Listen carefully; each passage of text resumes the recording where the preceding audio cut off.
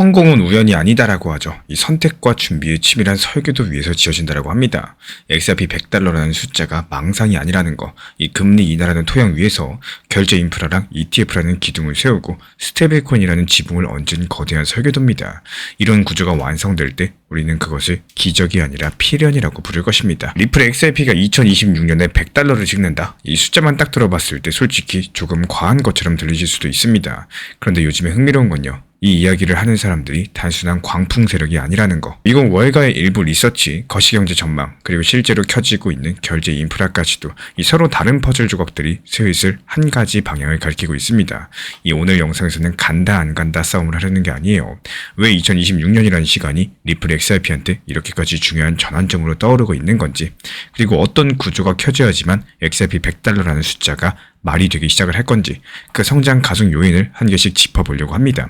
이 끝까지 들어보시면은 단순한 희망 회로가 아니라 지금 이런 장치들이 동시에 돌아가고 있구나, 이런 큰 그림이 머릿속에 남게 되실 겁니다. 최근에 미국 의회에서 통과된 대규모 감세 지출 법안 효과가 본격적으로 들어오게 됩니다. 이 기업의 세금 부담은 줄고요. 투자에 대한 인센티브가 늘어나면서 가계의 세후 소득도 늘어나는 방향성인데, 한마디로 말씀드리자면은 돈 쓰기 편한 세상을 정부가 정책으로 밀어붙이는 구조입니다.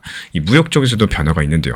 몇 년 동안 물가를 자극했던 미중 관세 전쟁이 정점을 지나면서 2026년에는 관세 부담이 조금씩 완화될 것으로 예상이 된다는 거. 이 관세라는 보이지 않는 세금이 줄어들면요, 기업의 원가 부담이 줄고 공급망 병목도 조금씩 풀리게 됩니다. 여기에 새로운 행정부의 규제 완화 기조까지도 겹치게 된다. 이게 기업 입장에서는 투자하세요, 고용 늘리세요, 이런 시그널을 여러 채널에 동시에 받는 셈이겠죠. 그리고 2026년의 큰 틀은 이렇습니다. 이 금리가 내려가거나 적어도 더는 올라가지 않고 세금은 줄고 규제는 완화되고 이 무역의 마찰은 줄어드는 이런 방향인데요. 네 가지 스위치가 동시에 위험자산 쪽으로 기울어진 상태라는 거고, 이걸 저는 정책 선물 세트라고 부르고 싶습니다. 그렇다면 이 선물 세트를 받은 돈은 어디로 갈까요? 가장 먼저 주식시장입니다.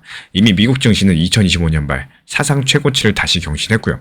2026년에는 감세 효과가 실적으로 반영되면서 이득과 밸류에이션이 같이 올라가는 이런 구간이 나올 수가 있다는 거. 그리고 일부 섹터에서는 과열 조정이 나오겠지만 큰 그림에서 봤을 때 여전히 위험자산이 유리한 시장이다. 이런 점은 바뀌지 않았습니다. 원자재도 마찬가지겠죠. 경기 회복으로서 산업 수요는 늘어나고 이 달러는 완만한 약세 압력을 받게 됩니다. 유가는 지정학적 리스크에 따라서 순간적으로 튈 수 있겠지만 기본 시나리오는 70에서 80달러 박스권에서 움직이는 안정된 그림을 그려줄 거예요. 이런 환경에서는 금과 같은 안전자산도 일정 부분 매력을 유지하겠지만요. 이 기대 수익률이라는 관점에서 봤을 때 여전히 성장자산 쪽에 눈길이 갈 수밖에 없다는 거. 그리고 그 성장자산의 한 축으로 완전히 올라선 것이 바로 암호화폐입니다. 특히 비트코인과 몇몇 메이저 알트코인은 이제 더 이상 주변부 자산이 아니라요, 기관 포트폴리오 안에서 필수 옵션에 가깝게 취급이 되고 있다는 거. 비트코인은 이미 디지털 금으로 자리를 잡았고요. 이더리움은 각종 디파이랑 스테이블코인 인프라의 허리가 됐습니다. 그렇다면 리플 XRP는 어디에 서 있을까요? 현재 XRP는 이 두 가지 자산과는 다른 길을 걸어왔습니다. 대체 투자 상품이 아니라 애초부터 국경을 넘는 결제 인프라의 브릿지 자산이라는 이런 포지션을 들고 출발을 했다는 거. 그리고 2024년 이후에 이 몇 년 사이에 그동안 공허한 슬로건처럼 들리던 이런 포지션이 실제 네트워크 위에서 하나둘 현실이 되기 시작을 했습니다. 첫 번째 축은 결제 표준과의 정렬입니다. 이 전 세계 은행들이 쓰는 국제 메시지 표준이 ISO 2002로 넘어가게 되면서 결제망 전체가 데이터 중심, 실시간 결제 구조로 다시 짜이고 있다는 거. 이 리플의 인프라랑 리플 레저가 이 표준 네이티브로 지원을 하면서요, 관련 워킹 그룹에 직접 참여하면서 연동을 맞춰왔습니다. 그래서 기존의 스위프트 기반 은행망, 그리고 블록체인 기반의 XRP 네트워크가 언젠가 서로를 바라볼 수 있는 이런 기술적인 다리가 이미 깔려있는 상태라는 거. 언젠가 연결될 수도 있다가 아니라요, 연결할 수도 있게 설계해둔 상태라는 말입니다. 그리고 두 번째 축은 스테이블코인 RLUSD입니다. 리플이 직접 내놓은 달러 스테이블코인 RLUSD는요, 1년 남짓한 시간 동안 빠르게 몸짓을 키우면서 이미 수십억 달러 규모의 결제량 정산에 쓰이고 있다는 거. 여기서 중요한 건 이 토큰이 존재하는 네트워크인데요. RLUSD는 이더리움에도 있지만요, 이 리플 레저 위에서도 본격적으로 유통되기 시작을 했고, 그 결과로 리플 레저에서의 트랜잭션 볼륨이 폭발적으로 늘어났습니다. 이 회사랑 은행, 핀테크 업체 입장에서는 RLUSD를 통해서 규제된 깨끗한 달러 토큰을 쓸 수가 있는 거고, 네트워크 입장에서는 RLUSD를 움직일 때마다 수수료로서 XRP가 쓰입니다. 일본의 기업이 미국 공급업체에 돈을 보낼 때요, 예전에는 JPY를 팔아서 XRP를 사고 또다시 XRP를 팔아서 USD로 바꿔야 됐었다면은 이제는 JPY, XRP, RLUSD 구조로서 한 방에 가는 그림이 나와버립니다. 그렇다면 받는 쪽은 바로 1대1 달러 토큰을 받으니까 회계 처리가 훨씬 더 단순해지고요. 이런 구조에서 XRP는 여전히 가운데 브릿지로 쓰이고 RLUSD는 양 끝단의 편의성을 책임지게 될 겁니다. 이 브릿지의 트래픽이 많아질수록 중간에 놓인 XRP의 기반 수요도 같이 커질 수밖에 없겠죠. 세 번째 축은 실물자산 토큰 RWA입니다. 2025년 한 해 동안 각종 채권, 부동산, 머니마켓 펀드 같은 전통 금융자산을 블록체인 위에 올리는 움직임이 급속도로 확산됐습니다. 이런 과정에서 리플 레저는 생각보다 강력한 존재감을 보여주었는데요. 그 이유는 단순합니다. 이 속도랑 비용, 그리고 기능입니다. 리플 레저 같은 경우는 트랜잭션이 3초에서 5초 안에 끝나고 수수료가 거의 제로에 가깝죠. 여기에 토큰 발행, 화이트리스트, 덱스, AMM, 에스크로 같은 이런 기능들이 원장 차원에서 내장되어 있다는 거. 이 복잡한 스마트 컨트랙트를 따로 짤 필요가 없겠습니다. 규제를 신경 써야 되는 기관 입장에서는 이게 굉장히 큰 매력으로 부각을 받게 될 텐데요. 그래서 미 국채, 부동산 지분, 단기 어음 같은 것들을 통해서 리플 레저 위에서 토큰화하려는 프로젝트들이 하나씩 등장을 하기 시작을 했다는 거. RWA 토큰의 시가총액도 이 분기마다 몇 배씩 뛰어오르는 모습들을 보여줬습니다. 여기서 XRP의 역할은 딱 두 가지인데요. 한 개는 이 모든 네트워크 활동의 수수료 통화라는 점, 그리고 또 하나는 특정 상품에서는 아예 기준통으로 쓰이기 시작했다는 점입니다. 일부 펀드는 XRP로만 가입 가능 구조를 채택을 하면서 XRP를 온체인 금융상품의 입장권처럼 활용하고 있다는 것. 이 세 가지 축, 즉 결제 표준과의 정렬과 RLUSD와의 시너지, 그리고 RWA 토큰화 플랫폼으로서의 위치 자체가 이 모두 다 네트워크 안에서 얼마나 많은 경제활동이 일어나는가, 여기에 대한 질문으로 수렴이 됩니다. 이 XRP 100달러라는 숫자가 뜬금없는 꿈이 아니라요. 현실적인 논의가 되고자 한다면은 이런 가격을 떠받치는 온체인 경제 규모가 지금과는 또 다른 레벨로 커져야겠죠. 그리고 방금 말씀드린 이 세 가지 축이 바로 그 온체인 경제를 키우는 성장 가속 장치들입니다. 여기에 네 번째 축, 즉 미국 월가의 태도 변화가 더해집니다. 과거에는 XRP가 규제 리스크 때문에 기관 포트폴리오에서 배제되는 경우가 많았었지만요. 지금은 상황이 달라졌다는 거. 소송 불확실성이 해소됐죠. 그 이후에 시카고 파생상품 시장에 XRP 선물과 옵션이 상장이 되면서 미국 시장에 XRP 현물 ETF가 줄줄이 등장을 했습니다. 출시 이후에 불과 몇 주 만에 수십억 달러의 자금이 ETF로 들어왔고요. 이를 거래량 기준으로 봤을 때 XRP는 더 이상 비주류 코인이 아니라는 거. ETF랑 선물 옵션이 의미하는 바는 단순한 유입 자금이 아닙니다. 먼저 유동성인데요. 이 스프레드가 더 좁아지면서 대량 매수 매도가 시장에 남기는 상처는 그만큼 줄어들게 됩니다. 그리고 다음으로 투자자 구성입니다. 이 단기 레버리지 개인이 아니라요. 연금, 기관, 패밀리 오피스 같은 이런 플레이어들이 들어오면서 급락 구간에서도 공포성 투매보다는요, 이 리밸런싱이 작동을 한다는 거. 세 번째로 활용도입니다. 어떤 은행은 XRP를 장외 파생상품의 증거금으로 받기 시작을 했고, 또 어떤 자산운용사는 신탁 계좌 간의 국제송금에 리플 레저를 시험 적용하고 있습니다. XRP를 그냥 들고 있는 토큰이 아니라 금융 시스템 내부에서 쓰이는 이 담보 결제 자산으로 보기 시작을 했다는 거. 여기까지 정리드리자면 2026년을 앞두고 XRP를 둘러싼 구조가 이렇게 보여지고 있는데요. 위에서는 거시경제의 바람이 불고 있고, 또 아래에서는 결제 인프라, 스테이블코인, RWA, ETF랑 파생상품, 은행 인프라 편입이라는 이 5개의 기계장치가 동시에 돌아가기 시작을 했습니다. 이 기계장치가 모두 같은 방향으로 돌 때 그 결과로 나타날 수 있는 가격 레벨 중에 하나가 XRP 100달러라는 숫자겠죠. 그렇다면 모든 게 잔밋빛 전망일까요? 당연히 아닙니다. 이 구조가 좋아졌지만 시나리오는 여전히 갈립니다. 이제부터는 100달러를 가속하는 시나리오, 그리고 100달러를 지연시키거나 막는 시나리오를 나눠서 보셔야 되는데요. 먼저 성장 가속 시나리오입니다. 이런 시나리오에서는 2026년 상반기 내내 거시 환경이 골디락스에 가깝게 흘러가게 될 거예요. 성장률은 2%대 중반에서 안정적으로 유지가 되면서 인플레이션은 2% 안팎에서 관리가 됩니다. 연준은 금리를 몇 차례 더 내리거나 최소한 금리 인상 이야기는 꺼내지 않게 됩니다. 미국의 감세 효과가 기업 실적과 고용으로 이어지고요. 소비도 견조합니다. 이런 환경에서는 위험 자산에 대한 공격적인 배분이 이어질 수밖에 없는 거고, 주식, 원자재, 그리고 암호화폐 순서로 돈이 들어오고 그 안에서 비트코인 이후에 상대 수익을 노리는 자금들이 XRP 같은 메이저 알트로 이동을 합니다.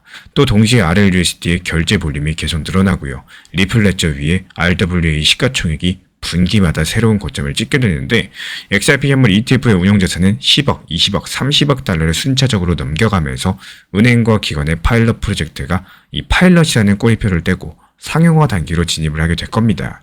이런 모든 조건이 맞아 떨어질 때 XRP 가격은 단순하게 투자 심리가 좋아서가 아니라 이 정도 네트워크 경제 규모면은 시가총액이 이 레벨까지 가도 이상하지 않다.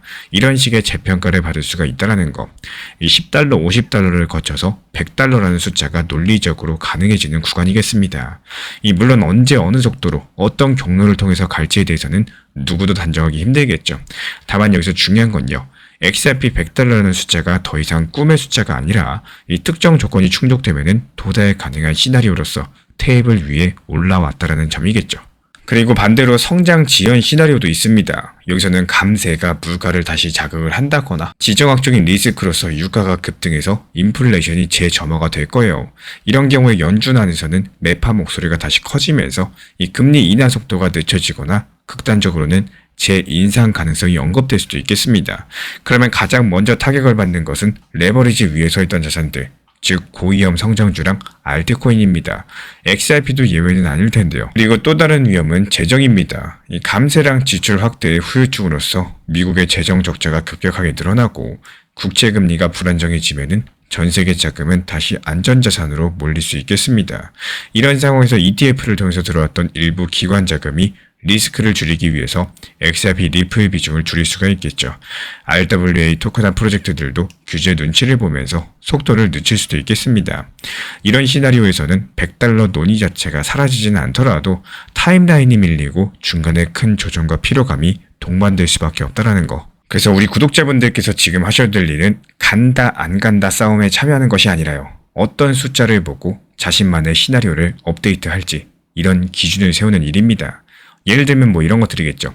RLUSD의 유통량과 리플 레저 결제 볼륨이 계속 늘어나는지, 리플 레저 위에 RWA 시가총액이 분기마다 성장하고 있는지, XRP 현물 ETF의 운용자산이 꾸준하게 증가를 하고 있는지, 이 은행과 기관의 파일럿이 실제로 상용화로 넘어가고 있는지, 이렇게 거시적으로 봤을 때 금리 인하 기조, 그리고 인플레이션 궤적이 우리가 기대하고 있는 그 골디락스에 가까운지 아니면 다시 긴축을 부르는 방향으로서 틀어지고 있는지 여부를 보셔야 됩니다. 2026년을 앞둔 현재 시점, 이 XRP 커뮤니티의 분위기는 과거랑 많이 달라졌다라는 거.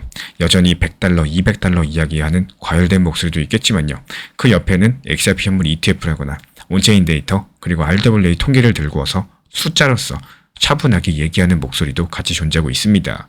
이 공포랑 탐욕이 동시에 존재하고 또 두 집단이 서로를 견제하는 구조를 가지고 있는데, 이건 정말 아이러니하게도 이 시장의 건강에 좋은 구조라는 거예요. 100달러라는 숫자를 바라보는 가장 성숙한 태도는요, 충분히 열려있는 가능성으로 받아들이시되 그 가능성이 현실이 되려면은 어떤 조건들이 필요하고 그 조건들이 실제로 채워지고 있는지 냉정하게 점검하는 겁니다. 숫자에 먼저 취하지 않고 구조를 먼저 보자라는 거예요. 이 구조가 맞고 시간이 충분히만 주어진다면은 가격은 언젠가 따라오는 법입니다. 100달러가 약속된 미래라는 의미가 아니라 지금 이 순간 여러 개의 성장 가속 정치가 동시에 켜지면서 그 숫자를 현실의 테이블 위로 끌어들여 올리고 있다는 뜻입니다. 우리 구독자분들께서는 이런 구조를 이해하신 뒤에요, 이 각자의 시나리오랑 원칙에 맞게 충분하게 차분한 판단을 내리시면 되는 거고, 저는 앞으로도 이 표면적인 뉴스가 아니라 그 뒤에서 돌아가는 이 기계 장치들 계속 같이 들여다보도록 하겠습니다. 함께 지켜보도록 할게요. 시장을 내가 바꿀 수 없다면 시장이 어떤 모습이든 그 안에서 내가 할 수 있는 선택을 주도적으로 만들어야 된다는 말씀 드리고 싶습니다. 지금 시장이 답답하다는 건 모두가 느끼고 있고 조급함도 생기고 언제쯤 시원하게 올라줄까 기대하게 되는데요. 현실적으로 봤을 때 스위치 켜듯이 갑자기 상승장으로 전환되는 경우는 거의 없고요. 시장은 늘 자기 흐름대로 천천히 움직이는데, 이런 과정에서 우리가 할 수 없는 영역 그리고 할 수 있는 영역을 정확히 나누는 게 정말 중요해집니다. 내가 원한다라고 해서 시장이 바로 상승장으로 변해주는 것도 아니고요. 뉴스 하나로 분위기가 완전히 뒤집히는 것도 아니기 때문에 결국에 중요한 건 시장이 어떻든 내가 원하는 방향으로 나의 환경을 만들어 나가는 능력입니다. 그리고 그게 실제로 수익을 결정짓는 가장 현실적인 힘이 됩니다. 특히 많은 분들께서 간과하시는 게 하락장은 무너지는 구간이 아니라 오히려 수량을 늘리고 평단을 낮출 수 있는 정직한 기회 구간이라는 점인데요. 여기서 신기하게도 사람들은 이런 낮은 가격에서는 두려움이 앞서서 손이 잘 가질 않고요. 반대로 이미 올라서 고점 근처에 있을 때는 지금 안 사면 더 갈 것 같다. 이런 조급함 때문에 추격 매수를 반복하곤 합니다. 하지만 같은 만 원을 쓰더라도 이 상승장에서 사는 만 원, 그리고 하락장에서 사는 만 원은 수량이 완전히 다르고요. 그 차이가 시간이 지나면은 큰 격차로 벌어지게 되는데, 그래서 하락장을 피하는 게 아니라 활용을 할 줄 아셔야 되고, 그 시기에도 나만의 원칙과 페이스를 잃지 않는 게 결국에 투자의 본질이라는 걸 기억해 주셨으면 합니다. 이 결국에 살아남는 거는 시장을 바꾸려는 사람이 아니라 어떤 시장에서도 나의 주도권을 잃지 않는 사람이라는 거. 이런 코인 시장에서는 혼자 고민하는 시간이 길어질수록 불안과 의심이 커지고요. 결국에 감정 매매가 반복됩니다. 하지만 같은 기준으로 시장을 보는 사람들이 있다는 것 자체만으로도 많은 분들의 멘탈이 안정되고 실수가 줄어드는 걸 경험하셨습니다. 제가 정리한 자료는 단순 숫자가 아니라요. 같은 시각으로 시장을 바라볼 수 있도록 돕는 틀입니다. 이 필요하신 분들께서는 현재 보이는 번호로 문자 신청 주시면 되고, 혼자 버티는 시장이 아니라 기준을 함께 공유하는 시장이 되어줄 겁니다.